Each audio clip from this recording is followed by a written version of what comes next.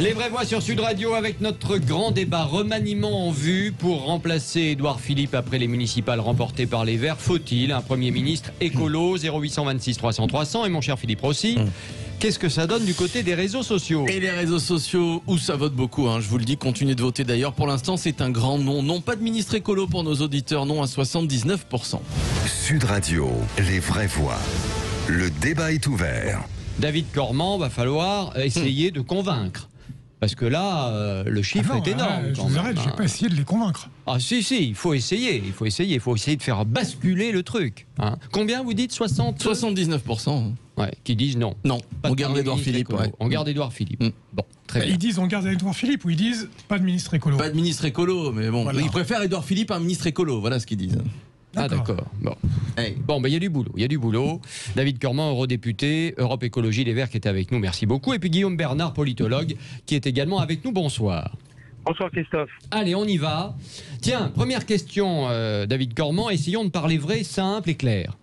On va faire des suppositions. Pas trop, je vais essayer, mais... Suppositions, des scénarios, voilà. Bon. Jadot, Premier ministre, David Cormand. Non. Pourquoi non? Mais en fait... C'est incroyable cette question en France où on voit les questions des gouvernements comme une question de casting. On n'est pas dans une série ça Netflix. Fait partie du jeu. Non, mais c'est pas un jeu. Moi, je crois que la déclinaison d'un gouvernement, j'essaie pas de faire des mots compliqués puisque vous m'y invitez, ça doit refléter une majorité parlementaire. La majorité parlementaire, elle a été élue en 2017 avec une ligne politique qu'on a connue. Et je vais vous dire, le coup du ministre écolo, on a déjà vu le film. Il s'appelait Nicolas Hulot. Nicolas Hulot, c'est quand même un écologiste. Il a un poids politique. Tout le monde le connaît. Qu'est-ce qu'il en a tiré comme conclusion? Qu'il n'arrivait pas à faire d'écologie. En fait, il faut arrêter de penser qu'un gouvernement, parce qu'on va mettre une personne qui s'intéresse à l'écologie, va y avoir une politique écologiste. Pour qu'il y ait une politique écologiste, il faut une majorité démocratique pour faire de l'écologie. Et je vais vous dire, ça tombe bien, c'est ça la démocratie. J'entends ce que vous dites, mais j'entends aussi la petite musique qui vient quand même du pouvoir, de dire on va être plus vert et plus à gauche. Pour la deuxième partie du quinquennat. Pour l'instant, ça se voit pas trop. Si, c'est la petite musique qui vient. C'est la petite musique qui vient du pouvoir en ce moment. Je suis désolé de vous le dire. D'ailleurs, pour ne rien vous cacher, c'est par exemple le président de la République, peut-être qu'il ment, j'en sais rien, mais qui dit ça à l'une de ses députées qu'il a vue il y a 8 jours, tout juste à l'Élysée. Voilà. J'ai parlé avec cette députée qui m'a raconté ça. Donc voilà, je n'en sais pas plus. Autre possibilité, Cohn-Bendit. Cohn-Bendit, Premier ministre, est-ce que ça c'est parlant pour les écolos, ça? C'est absurde, enfin. On peut jouer à cela, d'accord. Mais oui, mais les gens, ils ont envie de savoir ce genre de choses. Danny Cohn-Bendit, d'abord, il est très respectable, c'est comme un vieux monsieur qui s'occupe pas trop de ces trucs-là, qui a toujours refusé d'ailleurs d'avoir un rôle politique, ministériel en France, et encore une fois. Qui n'avait pas envie de bosser, oui, surtout. Non, mais ça, c'est votre avis, il a fait beaucoup de travail au Parlement européen.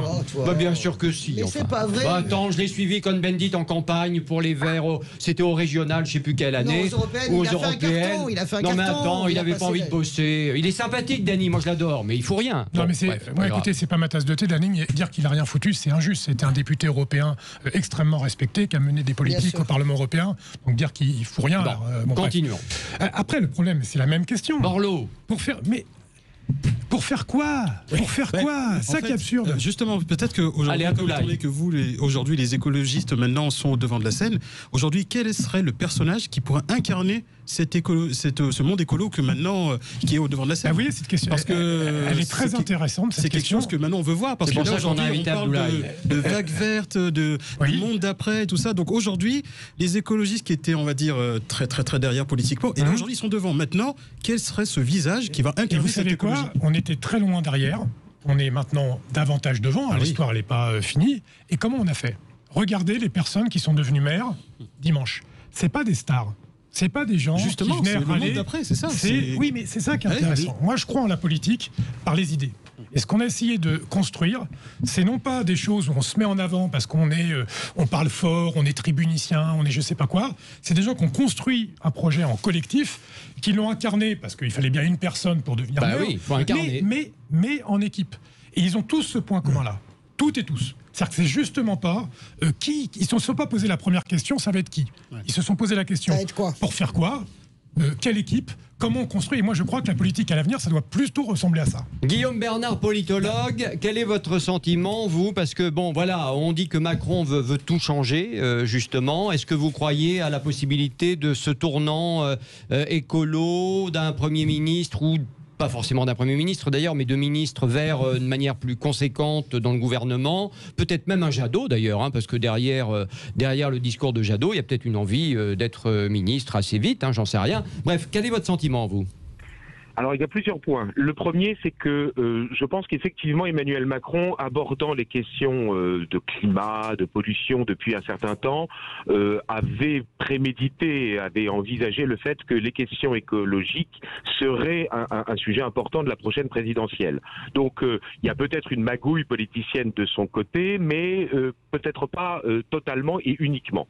Ensuite, il y a des intérêts contradictoires. Évidemment qu'Emmanuel Macron a besoin de mouiller le maximum de courants politique, de partis dans sa grande coalition, de l'élargir la plus possible, de faire rentrer des LR pour démantibuler l'appareil, de faire rentrer, pourquoi pas, des Verts aussi.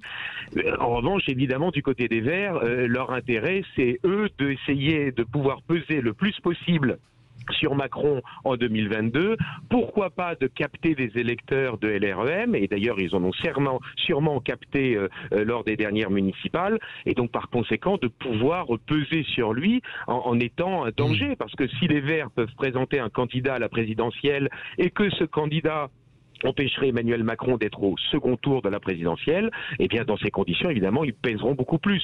Donc si on raisonne uniquement d'un point de vue politicien, j'entends bien que c'est moins important, évidemment, que les enjeux de politique, de grande politique. Mais d'un point de vue politicien, Macron a intérêt de mouiller le maximum de courant. Aujourd'hui, les Verts, qui ont eu des victoires qu'il faut quand même un tout petit peu relativiser, je pourrais vous en dire un mot si vous voulez, mais enfin qui ont eu objectivement des victoires symboliques importantes, et bien évidemment eux ils ont intérêt à rester indépendants. Pourquoi ? Tout simplement pour se substituer au Parti Socialiste, pour devenir la principale force à gauche et pour pouvoir présenter un candidat et peser sur la prochaine présidentielle. Allez, Françoise Degois va répondre tout à l'heure, dans quelques instants dans les vraies voix sur Sud Radio. On poursuit le débat. Les vraies voix. Remaniement en vue pour remplacer Édouard Philippe après les municipales remportées par les Verts. Faut-il un Premier ministre écolo ? Tiens, 0826 300 300 et les réseaux sociaux, est-ce que ça évolue un petit peu ? C'est toujours la même chose, 79% de nos auditeurs qui ne veulent pas d'un Premier ministre écolo, et puis beaucoup de commentaires qui nous disent de toute façon les écolos c'est le PS avec un nouveau logo. Voilà tout. Ouais, bon, mais ça c'est une vue rapide d'esprit. C'est ça, hein, voilà. Bon. Allez, à tout de suite dans les vraies voix. Les vraies voix Sud Radio. Christophe Bordet. Le grand débat des vraies voix se poursuit avec Françoise Degois, Philippe Bilger, notre nouvelle vraie voix, Abdoulaye Kanté qui est avec nous, et bien sûr Philippe Rossi. Remaniement en vue pour remplacer Édouard Philippe après les municipales remportées par les Verts. Faut-il un Premier ministre écolo ? 0826 300 300, vous êtes les bienvenus pour en parler. Et évidemment les réseaux sociaux, mon cher Philippe Rossi. Et les réseaux sociaux, c'est le nom qui l'emporte. Alors ça augmente un petit peu, on passe de 79 à 83% de nos auditeurs qui ne veulent pas de Premier ministre écolo. Et puis j'aimerais vous lire ce commentaire de Richard, qui nous dit: la France a besoin d'un Premier ministre digne de ce nom, absolument pas d'un lecteur de CO2, je le cite, un poseur de jardinière, amoureux du vélo et de la taxe carbone. C'est son avis. Bon, c'est peut-être un peu réductif, je sais pas. Il faut quand même savoir que chez les Verts, il y a des grandes tronches. Hein. Les gens pensent que c'est une espèce de secte qui marche avec des Birkenstock et qui cueille des fleurs toute la journée. C'est pas vrai. Non, vous avez des grands économistes, vous avez des grands chimie, je les défends parce que cette image qui est véhiculée est un peu stupide. J'étais tout à fait d'accord avec le politologue tout à l'heure. Je vais vous donner la parole tout de suite, Philippe. Pour dire d'ailleurs que il s'est tant et si vrai que moi j'ai la confirmation, mais David doit l'avoir, que Emmanuel Macron a essayé de faire venir au gouvernement Pascal Canfin, qui a refusé. Il a essayé de faire venir NKM. Ça fait longtemps qu'on en parle de ça. Oui, il a essayé de faire venir Nathalie Kosciusko-Morizet, écologiste de droite, supposément. Hein. Et a priori, elle aurait refusé. D'accord pour démanteler. Il a eu des contacts avec Damien Abad, le patron du groupe des Républicains, des LR, pour essayer de faire venir.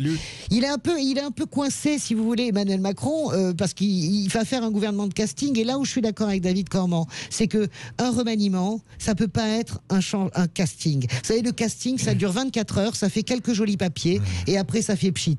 Quand on remanie, on fait un vrai reset. C'est est-ce qu'on remanie pour changer ? Moi, j'ai l'impression que ça a toujours été un casting. Je crois que soit la couleur politique. Non, je pense pas. Par exemple, le Jospin... Assez souvent. Assez souvent, oui, voilà. Oui, non, mais je crois pas. Je pense qu'il y a eu des changements de cap. Mitterrand, d'ailleurs, 83, 84, Fabius, quand il enterre finalement le rêve socialiste, là, c'est un véritable reset. Ça ne va pas porter bonheur. Mais je veux dire par là que faire un casting pour un casting, ça va durer 24 heures. Et je pense que les Verts ont tout à fait raison de ne pas aller dans cette galère. Philippe Bilger, qu'on n'a pas encore entendu.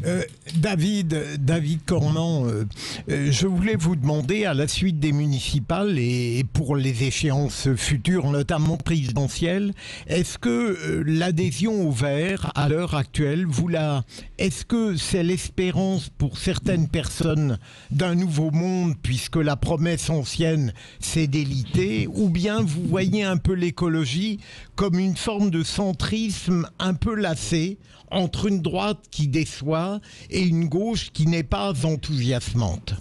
Elle est pas mal, votre question, parce que je pense qu'en réalité, c'est un peu les deux. Je retirerais le mot centriste. Plutôt central. Ouais. Je le remplacerai par central. Mais en fait, vous avez raison. C'est à la fois des gens qui se disent comment on imagine le monde de demain, parce que on voit bien les limites, c'est l'effondrement de la biodiversité. Là, je crois, au moment où on parle, il fait 36 degrés dans le cercle arctique. Enfin bon, tout le monde comprend qu'on ne peut pas continuer comme ça. Les inégalités qui augmentent. Et c'est aussi, vous avez raison, une lassitude ou un rejet de ce qu'avait structuré la politique depuis 100 ans entre la gauche de gouvernement plutôt social-démocrate et la droite conservatrice et libérale économiquement, pour faire très vite. Pourquoi ? Parce que les deux promesses de ces deux piliers de la démocratie sont des promesses intenables. Parce qu'elles s'appuient sur un même mythe, celui de la croissance infinie dans un monde fini. Or là, vous voyez, c'est les deux. C'est à la fois des gens qui comprennent que les offres jusqu'à maintenant politiques ne marchent plus, et des gens qui espèrent autre chose. C'est-à-dire que c'est pas seulement dégagiste. C'est à la fois on en a marre de ce qui se passe, mais on espère positivement un autre modèle. Ouais. Guillaume Bernard, est-ce que vous croyez, vous, à cette verdisation de la politique après les municipales, à la veille de ce remaniement ou pas? Oui et non. C'est-à-dire que je crois qu'il faut quand même distinguer l'écologie et les préoccupations écologiques, le paysan qui fait de l'agriculture biologique par exemple, et j'en ai plein qui habitent à côté de chez moi, et dans le bocage, et puis de l'autre côté, je dirais les Verts, qui est un parti qui a quand même une doctrine, qui a quand même, je dirais, un discours qui va bien au-delà, qui engage bien d'autres choses que simplement, je dirais, la préoccupation d'éviter la pollution, ce genre de choses. Bon, c'est un parti qui a quand même des positions très claires, très à gauche, sur les questions d'immigration, sur les questions d'identité, etc. Et donc, par conséquent, je crois qu'il faut bien rappeler les circonstances de ces dernières municipales. 55% d'abstention au premier tour, 60% d'abstention au second tour. Par conséquent, c'est plus les Verts qui sont en train de se substituer au Parti socialiste au sein de la gauche qu'une véritable poussée, je dirais, du Parti des Verts. Parce que ce sont les grandes villes, ce sont les métropolitains qui ont voté pour le Parti des Verts. Moi, dans ma campagne, si donc vous voulez... les gens sans trop de problèmes. Vous êtes en train de dire que ce sont les gens sans trop de problèmes, de centre-ville, de grandes villes. Oui, de centre-ville, qui ont des emplois, qui ont sans doute des préoccupations, je dirais, écologiques réelles. Moi, je ne fais procès d'intention à personne, mais c'est quand même plutôt une écologie qui est vécue en campagne chez moi comme étant une écologie punitive et pas une écologie positive du style l'agriculture biologique ou ce genre de choses. Et donc par conséquent, je crois qu'il faut bien distinguer les deux. Il y a incontestablement une préoccupation de la population française de plus en plus importante, et tant mieux, sur les questions écologiques, et puis il y a le Parti des Verts qui a, je dirais, un positionnement qui est incontestablement à gauche et qui est en train de se substituer au Parti socialiste. Je rajouterais simplement que sur la question des quartiers populaires, parce qu'effectivement, je pense aussi qu'il y a eu un vote massif dans les quartiers, on va dire, excuse-moi du terme bobo, mais il y a les quartiers populaires. Donc, où est la place de l'écologie dans ces quartiers-là ? Quelle réponse pourrait amener les écologistes dans ces quartiers-là ? Notamment, voilà, pour mieux consommer, la sécurité. Mieux manger, mieux se nourrir. La sécurité, par exemple, qui est quand même une problématique aussi, et le logement. qui sont des problématiques. Non, mais c'est vrai, au lieu de cultiver du shit, ils pourraient cultiver des poireaux. Non, mais je rajouterai la justice. Non, mais je rajouterai la justice alimentaire, qui est quelque chose de très. Ah oui, c'est pour rire. Il y a une injustice alimentaire. Parce que pendant le Covid, on a vraiment vu quand même les difficultés dans les quartiers populaires qui étaient très très réelles. Donc, quelle est la réponse des écologistes face à ce genre de situation, les quartiers populaires? En fait, les deux questions qui sont posées, il y a un peu la question sur les territoires ruraux, etc. Et là, vous parlez des quartiers populaires. En fait, ce dont on parle... Ça peut se rejoindre quand même. C'est ce que j'allais vous dire. C'est toutes les personnes qui se sentent à la périphérie de là où ça se décide. Et on est dans un moment de rupture démocratique. D'ailleurs, c'est pas un hasard si les gens s'abstiennent, où on a le sentiment que là où ça se décide, et les gens qui décident sans de plus en plus de catégories de personnes. C'est les oubliés. Et d'ailleurs, il y a eu des mouvements sociaux qui ont exprimé ça. Je pense aux Gilets jaunes, mais je pense aussi au Black Lives Matter. Je pense aussi au mouvement MeToo. Si, c'est à chaque fois des gens qui disent... C'est autre chose. Pardon, moi j'y vois un lien. On n'est peut-être pas d'accord là-dessus, mais j'y vois un lien. Le lien, c'est les personnes qui se disent, en fait, on subit une pression, des décisions dont nous pâtissons et nous ne sommes pas entendus. C'est des mouvements sociaux qui disent, voyez-nous, vous nous oubliez, on subit des choses et vous nous oubliez complètement dans les décisions politiques. Parce que les gens n'ont plus confiance aux politiques. Les gens n'ont plus confiance en ces corps intermédiaires qui étaient censés négocier, on va dire... Je veux dire, la cherté de la vie, ça concerne tout le monde ici, autour de la table. Vous savez que quand vous allez dans un supermarché, vous pensez aussi au caddie. Quand vous allez dans une station-service, l'essence est toujours aussi haute. Donc, du coup, si vous voulez, les gens, en fait, aujourd'hui, n'ont plus besoin de discours. Ils ont besoin de concret, de réel. C'est pour ça que les Gilets jaunes sont arrivés, des personnes qui n'ont jamais manifesté de leur vie, ils se sont dit c'est bon, on n'a plus confiance à ces corps intermédiaires qui sont censés nous défendre auprès des politiques. Aujourd'hui, maintenant, qu'est-ce que les politiques, vous les écologistes qui arrivez, je veux dire, on vous voit maintenant entre parenthèses en lumière, qu'est-ce que vous pouvez apporter de nouveau par rapport à ce qu'on a connu depuis ces dernières années? D'abord, on dit la même chose. Et je me permets juste... Attends, on laisse répondre. De poser le constat. Parce que pour pouvoir répondre à tout ça, il faut d'abord poser un constat. J'oublie un mouvement social, qui n'est pas des moindres, qui est le mouvement climat. Ces 4 mouvements sociaux, Gilets jaunes, Black Lives Matter, MeToo, climat, pour moi, ils font partie de mouvements d'émancipation par rapport à une société qui les oppresse et qui n'apporte pas de réponse politique à ces problématiques-là. Et donc, pour répondre à ça, par exemple, dans les quartiers populaires, les gens, ils font de l'écologie subie. Moi, j'aime pas parler d'écologie punitive. Je pense que c'est un terme qui a fait perdre une décennie. C'est le ressenti que les gens ont en ce moment. J'ai le droit de répondre, on va ressenti. La question de l'écologie punitive, je pense que c'est un terme qui a fait perdre 10 ans à l'écologie. Pourquoi? Parce que ce qui est punitif, c'est pas l'écologie.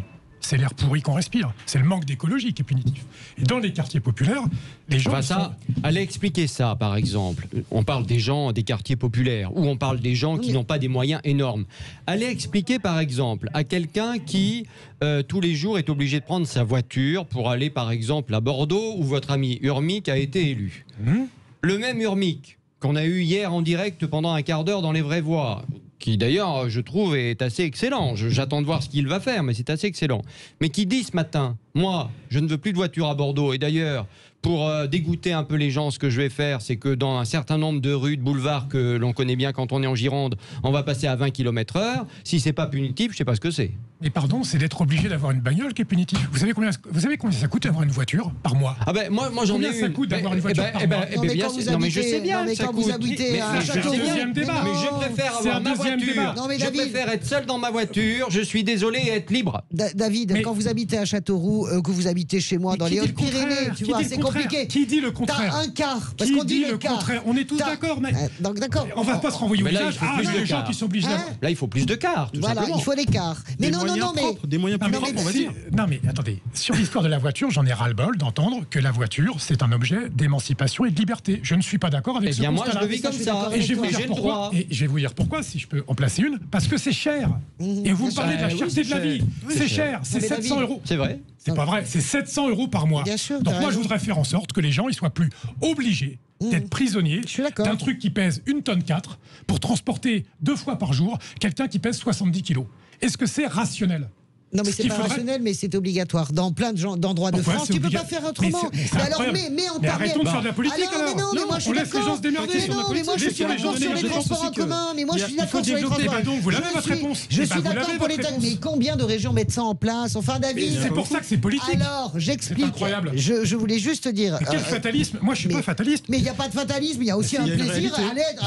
Mais il y a aussi un plaisir à aller dans sa bagnole et à descendre sur une autoroute dans sa bagnole. Enfin. Après, c'est il y a un principe de plaisir aussi. De faire des véhicules plus propres.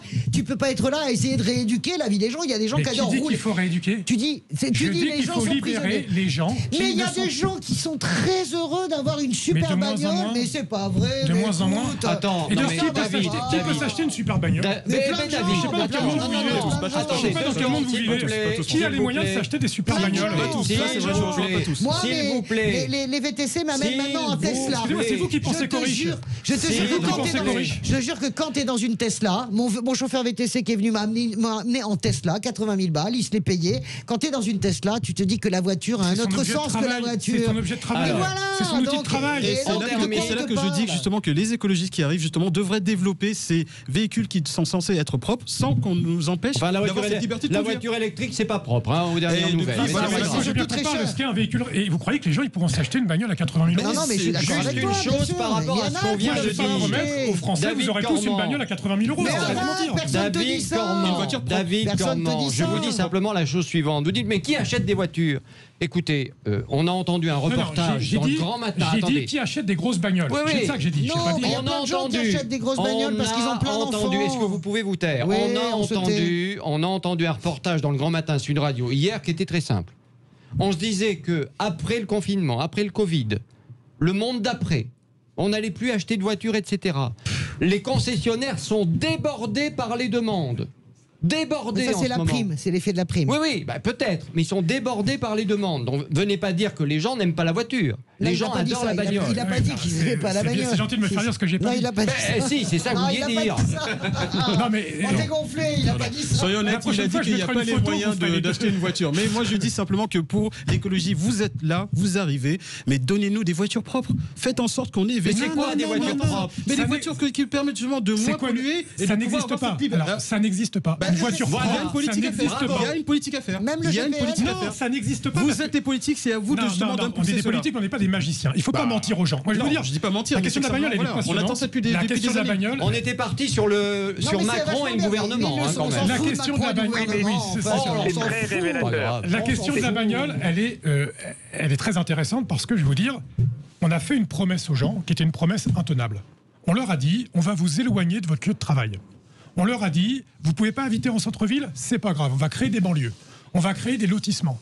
Vous n'avez plus de services publics, c'est pas grave, on va aller mettre plus loin. Mais votre autonomie sera garantie par votre automobile. Et ça, c'était une promesse intenable. Et cette promesse-là, elle a été faite il y a 40 ans. Et aujourd'hui, on se rend compte, merde, ça marche pas. D'abord, l'essence, c'est de plus en plus cher, et pas qu'à cause des taxes. C'est de plus en plus cher parce que le pétrole accessible est de plus en plus cher à aller chercher. Il y a les conséquences du changement climatique.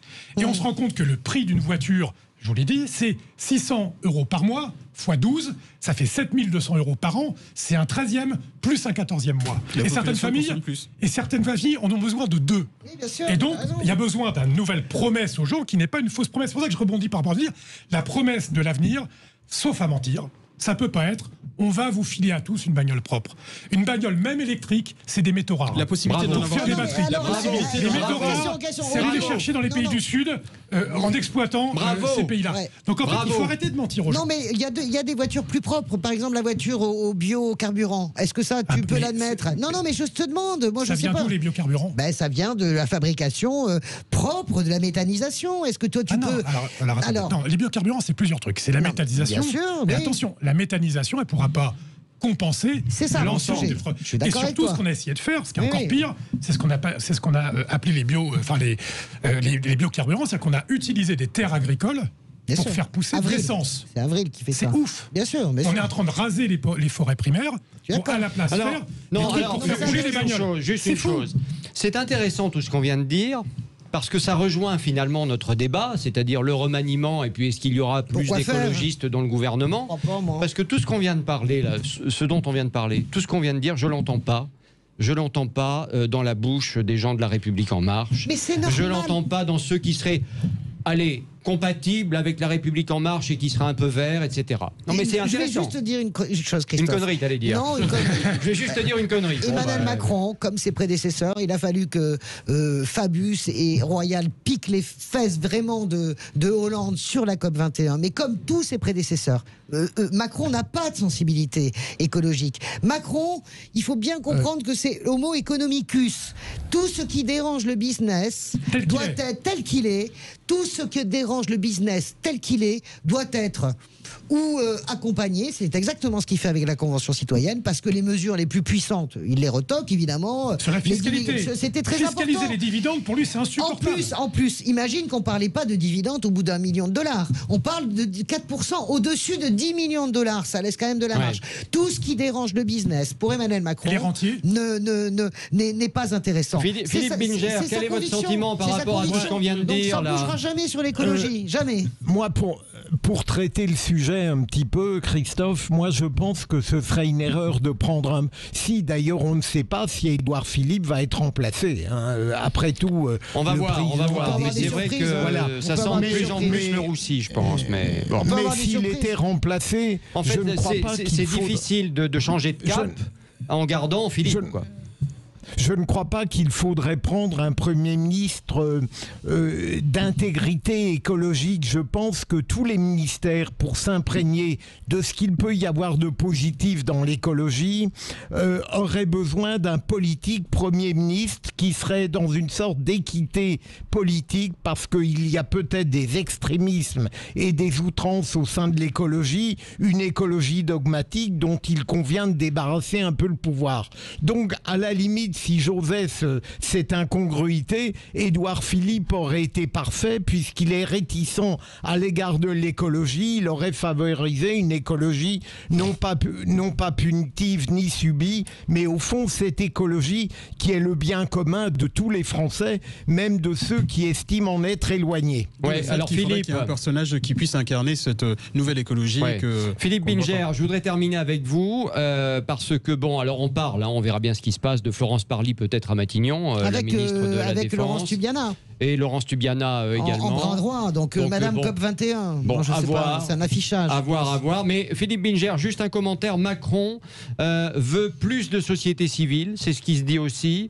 Et François Molins, l'ex-procureur, pourrait se retrouver à la justice. Vous en pensez quoi ? Alors François Molins, c'est un grand magistrat, et je ne le dis pas tous les magistrats. En même temps, il ne pourra faire que mieux par rapport à Nicole Belloubet, mais je ne suis pas persuadé que pour ces postes régaliens, il faille prendre des techniciens même de haut niveau. On a eu une expérience calamiteuse avec un garde des Sceaux magistrat, c'était Pierre Arpaillange, mais François Molins, s'il occupe le poste, et puis, pardon, je termine vite, Christophe, ça sert à quoi de changer le garde des Sceaux s'il fait la même politique, hein? Oui, et François Molins, s'il devient garde des Sceaux, il devra changer. Voilà. C'est la limite du casting. Bon, et Castaner qui pourrait donc partir de l'intérieur au groupe. Et aller au groupe. Mais pour aller ailleurs. Pour aller ailleurs. Bon, merci en tout cas, mon cher Guillaume Bernard. Vous n'avez pas trop parlé là, mais enfin, bon, je ne pouvais pas faire autrement. Merci Guillaume Bernard. Je ne pouvais pas intervenir dans le débat, mais qui est très révélateur. Révélateur de quoi ? Révélateur de ce dont on parlait, c'est-à-dire de l'ambiguïté du Parti vert, qui n'a pas le monopole de l'écologie. Dire que Black Lives Matter et les Gilets jaunes, eh bien, ça convergerait, je crois que c'est une vue de l'esprit. Voilà. Bon, on aura l'occasion de reparler de tout ça, bien évidemment. Merci Guillaume Bernard, en tout cas. Merci David Cormand également d'être venu éclairer notre lanterne. Allez, dans un instant, le roi de l'info.